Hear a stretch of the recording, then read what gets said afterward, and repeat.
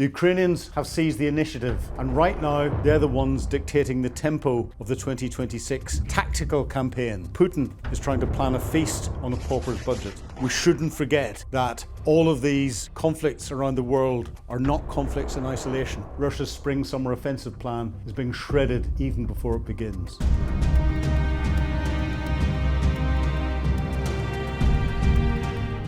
As Ali Khamenei's son Mojtaba officially takes the reins as the new supreme leader of Iran, the global battle lines are blurring.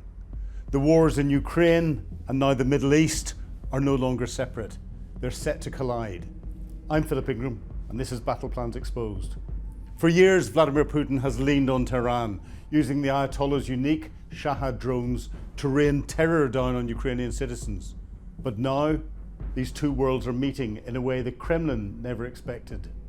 In Ukraine, a desperate battle is brewing in the Donbass. Despite the fall of Pokrovsk, the Russian military is suffering record losses and is failing to capitalize on its gains. Putin's meat grinder is stalled, and his key ally in the Middle East is facing its own decapitation. We'll explore the tactical reality of this global shift, but first, let's take a look at the latest clips from the front lines. Now let's look at a stunning tactical breakthrough in the south. Major General Oleh Apstol, commander of Ukraine's elite air assault forces, has confirmed a significant blow to the Russian chain of command in the Zaporizhzhia region. In a recent interview, Apstol revealed that the Ukrainian paratroopers didn't just break the line, they bypassed it. They managed to infiltrate deep into the enemy's rear, reaching defensive fortifications nearly 8 kilometers behind the main line of combat. This created a surreal scene on the battlefield. One Russian battalion commander was so oblivious to the Ukrainian presence that he was caught on camera calmly walking towards the Ukrainian positions. In a moment of pure tactical blindness, he actually waved his hand at the soldiers, thinking they were his own men. He was being tracked the entire time by a Ukrainian reconnaissance drone. That wave was his last act. The footage which we are seeing here shows the moment of his elimination. In total, 2 Russian battalion commanders were taken out in this sector alone. From a military intelligence perspective, this is vital. Decapitating battalion-level leadership doesn't just kill a soldier, it shatters the command and control of the entire unit, especially when that's a Russian unit where it is controlled from a hierarchical level. Initiative and authority for initiative is not passed down. It spreads paranoia, stops orders from being followed, and is exactly why we're seeing Russian morale in the south begin to buckle. So we now have dramatic footage of a high-precision strike on a strategic Russian drone facility. This is the ruins of Donetsk International Airport. Once a symbol of Ukrainian defiance, the Kremlin recently transformed it into a major launch pad for the Iranian-designed Shahed drones. Look closely at this reconnaissance footage provided by the Buntar 3 drone. You can see the specialized storage hangars and the launch ramps. Intelligence confirmed this wasn't just a warehouse, it was a preparation hub where dozens of drones were being readied for a night raid on Ukrainian cities. Then the hammer falls. On the morning of March the 7th, Ukrainian forces launched a coordinated strike using a lethal combination of the US-supplied ATACMS and the Anglo-French Storm Shadow scalp missiles. The accuracy is clinical. The result? Absolute devastation. That massive plume of black smoke isn't just from the missile impacts, it's the secondary detonations of fuel drones and warheads.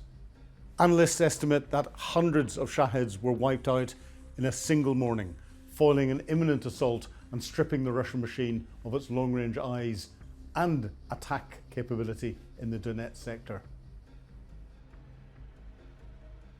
So the war for the waves is heating up in the Baltic. You're looking at Operation Black Coffee. This was a high-stakes multi-agency raid by Swedish Special Forces and the Coast Guard off the coast of Trelleborg. Their target? The Kafa, a 96-metre cargo vessel that is a textbook example of Putin's shadow fleet, swapping its Russian flag for a fraudulent Ghanaian one last summer to dodge international tracking. Sweden's top-tier police special forces swarmed the boat. This wasn't just a safety check, this was an armed intervention on a vessel intelligence suggests was carrying a cargo of stolen Ukrainian grain. The result of the raid? The Russian captain is now in custody, charged with gross misuse of false documents and endangering maritime safety. The Swedish Transport Agency has officially ruled the Kaffa unseaworthy, effectively impounding one of Putin's key logistics assets. This is the third major seizure in as many weeks. From the North Sea to the Baltic, the ghost ships that fund the Kremlin's war are being hunted down. The message to Moscow is clear. Your shadow fleet has nowhere left to hide. And I've seen the British Special Boat Service do exactly this sort of operation from a boat dropped out of the back of a C-130 aircraft and attack a ship in the middle of the ocean. I wait to see the Special Boat Service arresting some of Russia's shadow fleet in British waters or close to British waters. So let's begin by taking a look at Iran.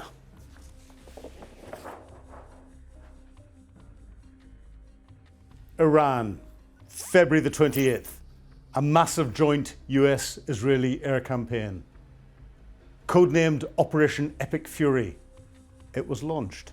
Its goal, the fall of the Islamic Republic of Iran. And we're talking about the death of the Supreme Leader, Ali Khamenei, and the top tier of the IRGC, the Iranian Revolutionary Guards Corps, that element of the military, that extreme element that works directly to the Supreme Leader. But that was just the beginning.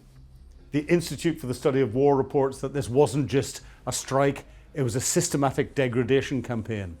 The first objective, air dominance. According to US CENTCOM Commander Admiral Brad Cooper, the coalition has achieved total air superiority. How? By obliterating Iran's S-300 and homegrown Bavar 373 air defense systems in the first 48 hours. The strikes target Shahed, just south of Tehran, and then in East Eglah, in Tehran, in its industrial zones. These aren't just factories that were hit, they were the heart of Iran's drone and missile production. By targeting these, the US and Israel have reportedly slashed Iran's ability to launch retaliatory waves of drones and ballistic missiles by 90% in just 1 week. But while the IRGC industrial base is being razed, it still has fire-at-will orders for the remaining mobile launchers. And following the death of the Supreme Leader Ali Khamenei in a strike, the regime's response has been chaotic and brutal. The Institute for the Study of War data shows that Iran has now fired in 11 different countries. Let's have a look at where they are. We've got Israel, we've got the United Arab Emirates, we've got Bahrain, we've got Iraq, we've got Saudi Arabia, we've got Qatar, we've got Kuwait, we've got Oman, we've got Cyprus, which is off the map here, we've got Jordan, which is here, we've got Azerbaijan in the north, and finally the NATO country Turkey, which is here. They've all been hit by Iranian missiles, drones, or proxy attacks. Dubai International, Abu Dhabi and Bahrain have all seen their airport terminal buildings damaged. A drone hit Nakhchivan International Airport in Azerbaijan, all causing travel chaos across the globe.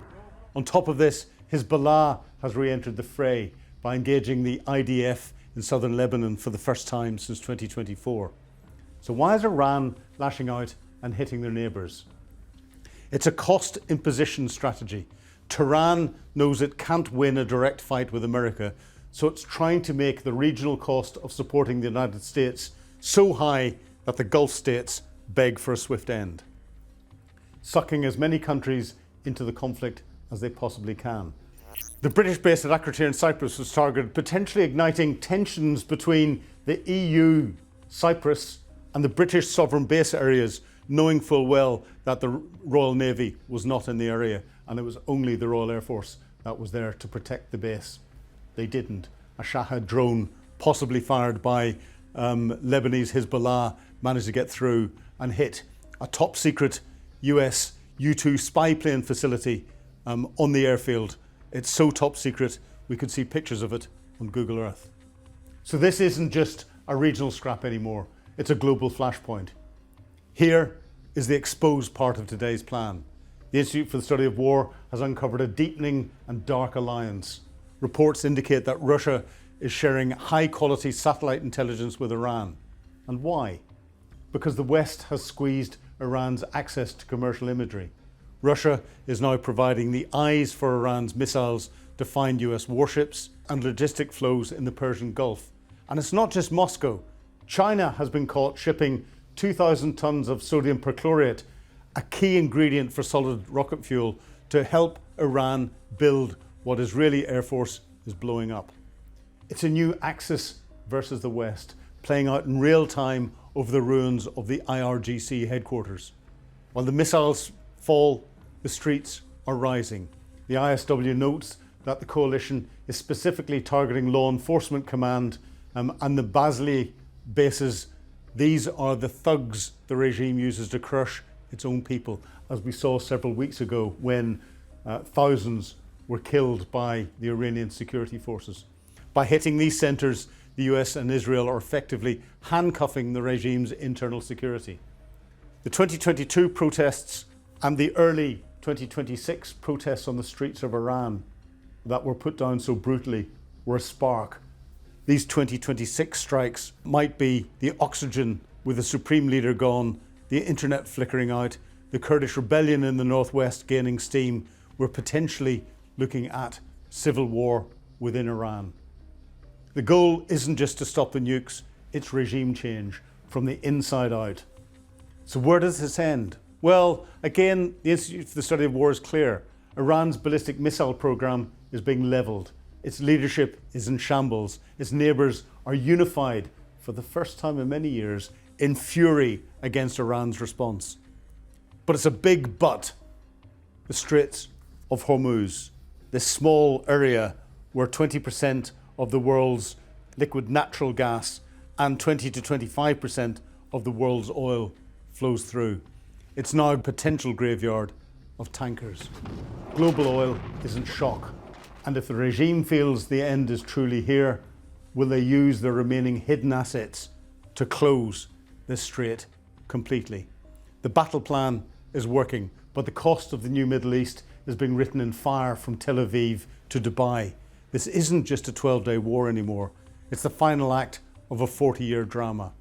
Now let's look at the wild card. The one nation that has more experience fighting Iranian technology than anyone else on earth.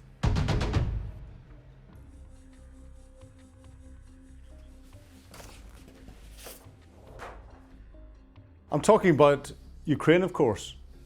For 4 years, the skies over Ukraine have been the world's most violent laboratory for drone warfare. Whilst the West was theorizing about electronic warfare, the Ukrainians were actually living it.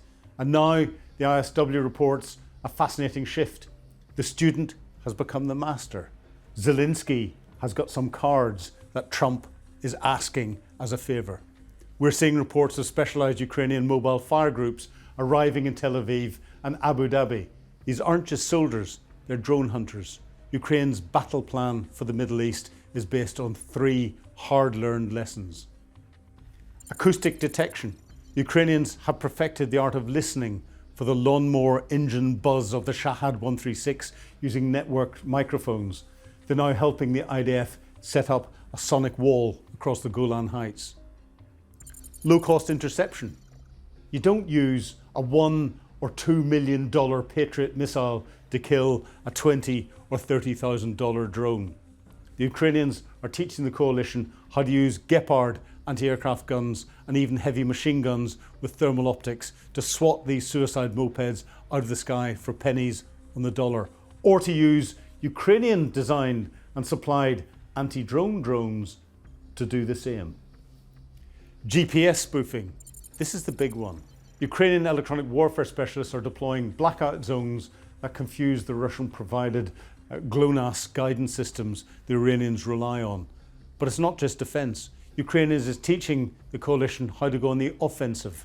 The ISW notes that the IRGC's greatest strength, their mobile truck-launched missile launchers, are now being hunted by FPV, these first-person view drones.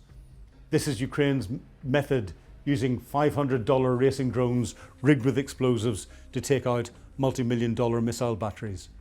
In the mountains of Iran, where F-35s might struggle to spot a hidden truck under a camouflage net, a Ukrainian-trained drone pilot can fly a suicide quadcopter right into the garage door.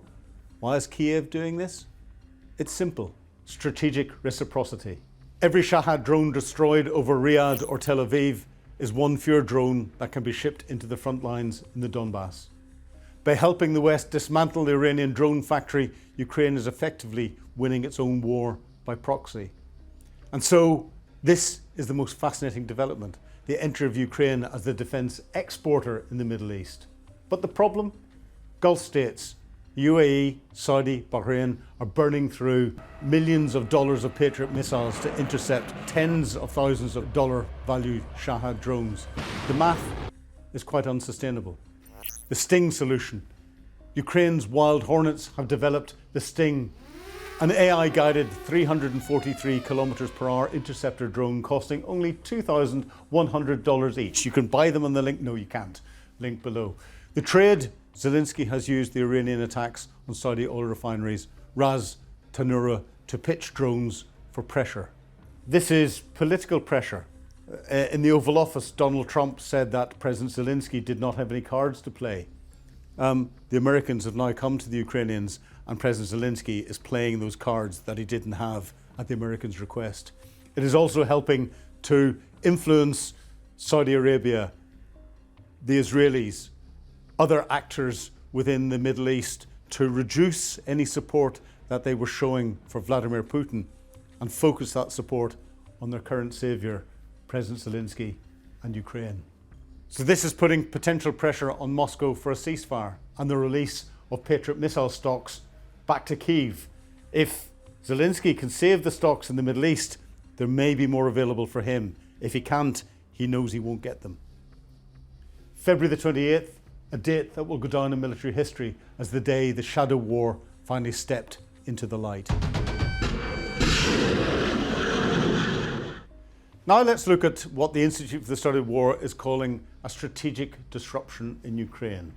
For months, the Kremlin has been feeding us a narrative of an unstoppable 2026 campaign. But the ground truth? It's exactly the opposite. Putin is claiming capacity he simply doesn't have. If we look towards Zaporizhzhia, towards Mariupol and Kharkiv, let's have a closer look in at those. The Russian High Command big plan for the summer was a classic pincer from Mariupol and Kharkiv. They wanted to drive north from these 2 points and link up and create a direct path up to Zaporizhzhia city. By bypassing the main fortress belt of the east-west defences, they hoped to crack the south wide open. But the Ukrainians haven't waited to be hit. Since January, we've seen these sharp, localised counter-thrusts right across the western Zaporizhzhia region. They aren't just taking back fields, they're generating cascading effects because Ukraine is hitting them here. The Russians are having to pull their elite units, their fire brigade, away from the Donbass region. And we're seeing VDV, airborne and Pacific Fleet naval infantry being shuffled around like chess pieces on a board that seems to be shrinking. The strategic effect, Russia's spring-summer offensive plan, is being shredded even before it begins. They're facing a significantly more desperate situation now than they were at the start of the year. The Russian force structure is constrained. That's intelligence speak for stretched to the breaking point. In short, Putin is trying to plan a feast on a pauper's budget. The Ukrainians have seized the initiative, and right now they're the ones dictating the tempo of the 2026 tactical campaign. And it's this tactical campaign that is critical. At the same time as now taking control of the tactical campaign, something Russia has done just about through 2025, Ukraine retains the initiative at the operational level, attacking Russia's oil and gas infrastructure, its generals in Moscow, its airfields, its logistic dumps, sending more drone attacks into Russia almost than the Russians are sending into Ukraine. We're seeing a sea change where Ukraine is controlling the tempo of this war. So as Ukraine is wrestling the initiative back in the war in Europe, Western power is powering towards the Middle East. Let's take a look at this. So we're seeing the coming together of a massive fleet of aircraft carriers all converging on the Gulf, but they're not just United States aircraft carriers. We've got the French nuclear-powered Charles de Gaulle operating in waters near Cyprus. It had already been out on exercise. It was deployed to sea with its complement on there and was shifted to Cyprus easily. It wasn't deployed specifically for this because the British HMS Prince of Wales has just come back from months of deployment down in Southeast Asia and was in port getting refurbished and has had its notice to move reduced. It may not be moving to the Mediterranean, it may be going out into the North Atlantic to provide security there because American firepower is coming in very heavily. We have the USS Abraham Lincoln, a massive aircraft carrier. We have the USS Gerald R. Ford, another massive aircraft carrier. And powering across the Atlantic is the George W. Bush coming in.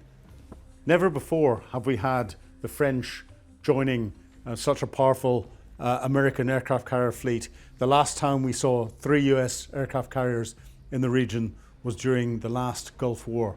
And whether the British are going to send an aircraft carrier or not into the region matters not, because the British have got a permanent aircraft carrier based in the Eastern Mediterranean. It's called the Sovereign Base Area and RAF Akrotiri. And of course, British aircraft are flying out of fixed airfields in Oman, supporting activities in the Middle East. So we have our permanent aircraft carrier there. The Prince of Wales, Donald Trump said, you're not needed. Well, it isn't needed because Cyprus is there. France and the Americans need their capabilities. And France is protecting the EU countries to the south. So as the power of the Western aircraft carriers come in, the Iranians, they didn't quite have an aircraft carrier.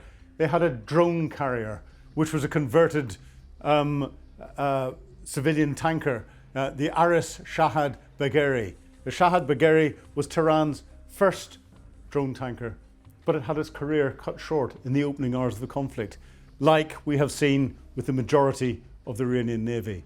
The strike on March the 2nd, 2026, with hours of the commencement of Operation Epic Fury, US Central Command confirmed that US forces had successfully struck the vessel and its current status on fire and assessed as mission killed. Well, it sunk.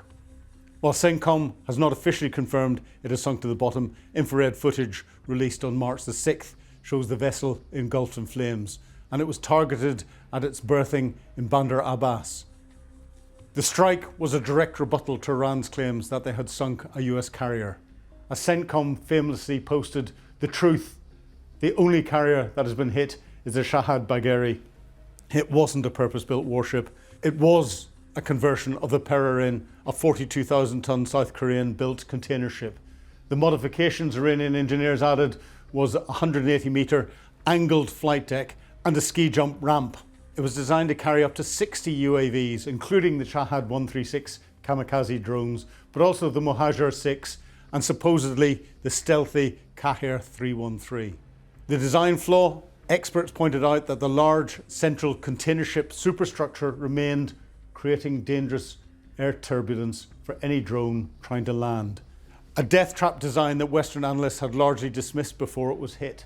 So battle plans around the world are expanding. We're not just seeing what's going on in Ukraine, between Russia and Ukraine.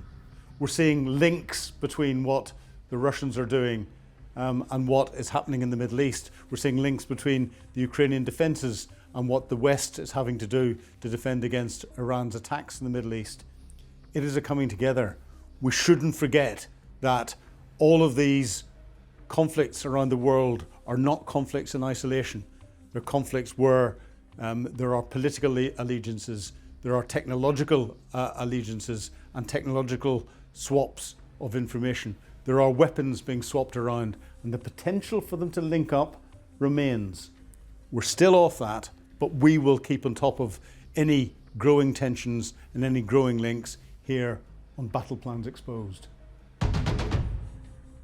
So the Axis of Resistance thought they had the edge on the low-cost drone terror. They didn't count on the drone hunters of Kyiv coming to the desert. I'm Philip Ingram. The hunt is on. Thank you for watching this episode of The Sun's Battle Plans Exposed. Please subscribe to our channel so you don't miss any content, and like and share on your own networks. If you've got any comments or ideas, please put them in the comments below, and I look forward to seeing you again in the next episode. Thank you. Goodbye.